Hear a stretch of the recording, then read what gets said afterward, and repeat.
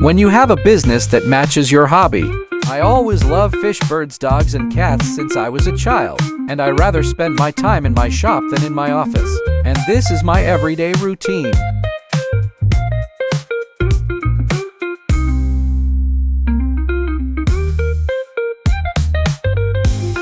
My birds.